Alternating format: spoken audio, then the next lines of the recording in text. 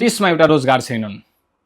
हिजो मात्र हाम्रा देशका एउटा होनहार युवा जो आफ्नो कर्णाली प्रदेशमा काम नपाएर, आफ्नो गाउँ समाजमा काम नपाएर आफू बेरोजगार भएका कारण, आफू कतिसम्म पढेका छन् त्यो युवा, तर बेरोजगार भएकै कारण उसले एउटा आफ्नो देशको राजधानी काठमाडौँमा 2 पैसा कमाउनको लागि गएका थिए।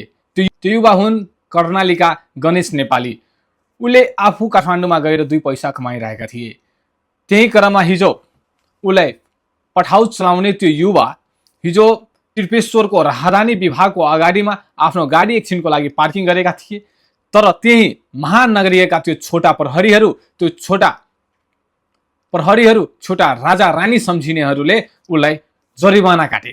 तर उसले जरिवाना तिर्न असमर्थ बताए, म सक्दिनँ बताए। त्यसपछि उसँग एकछिन मुठभेड गरे। उसले सहन नसकेर, उसले व्यवहार नसहन सकेर, उसले राजीनामा तिर्न नसकेर बाध्य भएर आफ्नै गाडीको बाट पेट्रोल झिकेर आत्मदाह गरे। आत्मदाहको प्रयास गरे, तर अन्तिममा उसको वीर अस्पतालमा गएर आत्मदाह भएकै हो।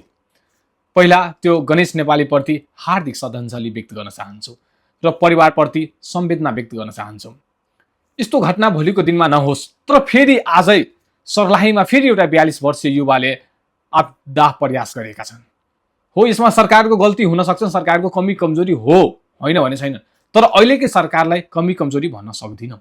यो पहिलाको जो 35, 37, 36 वर्षमा जसले राज गरे, जसले कारखानाहरू बन्द गरे, रोजगार भएका युवालाई पनि बेरोजगार बनाएर विदेश पलायन गरे र त्यसको रिमिटान्समा आफ्नो घर परिवार चलाए, कार्यकर्ताहरू चलाए र आफूले जहिले चप्पलमा आएका नेताहरूले जुत्ता लगाएर आइफोन जन बोके, उसका कारण यो दिन देख्नु परेको छ।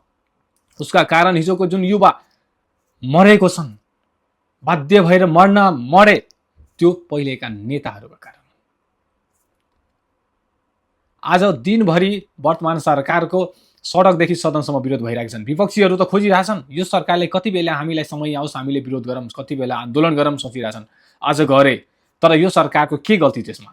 यो सरकार त भर्खर आएका छन्। गृहमन्त्री हिजो रातभरि वीर अस्पतालमा आफूले बसेर सबलाई हाई अलर्टमा राखेर त्यसलाई सकेसम्म बाँच्नको लागि, सकेसम्म उपचारमा धेरै नै सहयोग गरे, तर अन्तिममा बाँच्न सकेनन्।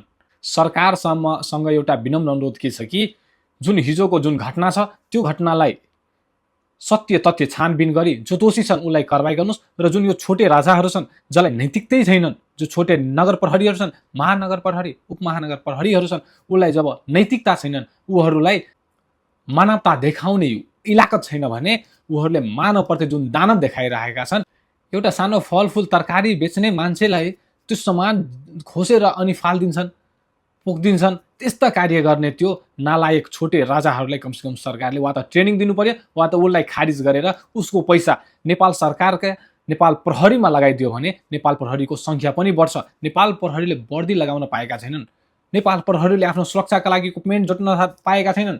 बरु त्यो पैसा नेपाल प्रहरीमा लगाएर सङ्ख्या बढाइदिनुहोस्, वर्दी लगाउन त्यो पैसा दिनुहोस्।